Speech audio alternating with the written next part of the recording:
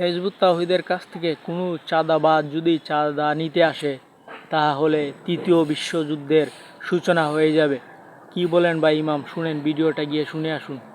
যদি চাঁদা নিতে কেউ আমার কাছে আসে, যুদ্ধ হয়ে যাবে এখানে একটা, হয়তো তৃতীয় বিশ্বযুদ্ধের সূচনা হয়ে যেতে পারে। তুমি মিয়া চাঁদা নিবা, আমরা হালাল উপায় রুজি করব, আমরা কারখানা দিব, সারা দিন রাত কষ্ট করে গরু পালবো, মাছ চাষ করব, গার্মেন্টস ফ্যাক্টরি দিব, খাদ্য উৎপাদন প্রক্রিয়া করব, আমরা উন্নয়ন করবো, আর তুমি লুঙ্গি বালায় বালায় হাঁটা চাঁদা নিবা। এত মগের মূল্য হয় নাই, একদম আমার সাফ কথা। কারণ আমরা ইসলাম শিখছি, তাই না? চাঁদাবাজের বিরুদ্ধে যদি যুদ্ধ করে টিকতে না পারি তো বেঁচে থেকে লাভ কি মিয়া? মরে যাওয়াই ভালো। বেঁচে থেকে লাভ কি? এই দেশটা তো এখন লড়াইয়ের দেশ হয়ে গেছে। বাঁচতে হলে লড়াই করে বাঁচতে হবে। ওই যে কয় না, মিছিল দেয় না, বাঁচতে হবে লড়াই করে। এই এখন লড়াই করে বাঁচতে হবে আমাদেরকে। আমরা ব্যবসা করি, আমাদের ব্যবসা বাণিজ্য আছে। আমাদের এলাকাতে আমি বললাম আমরা প্রায় 42টি উন্নয়ন প্রকল্প নিয়েছি।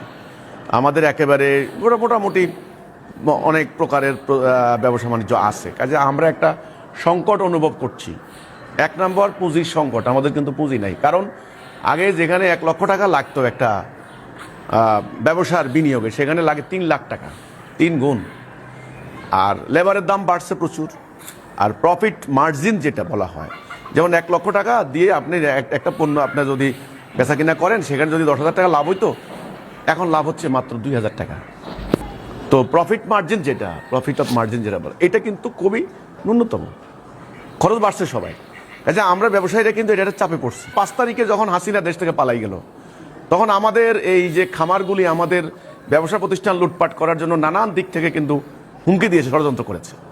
এবং আমাদের কাছে নানানভাবে কিন্তু চাঁদা চাইছেও যে আমাদেরকে খরচ দাও, কিন্তু ওখানে পারবে না। কেন পারবে না? আমরা লড়াই করতে নামছি।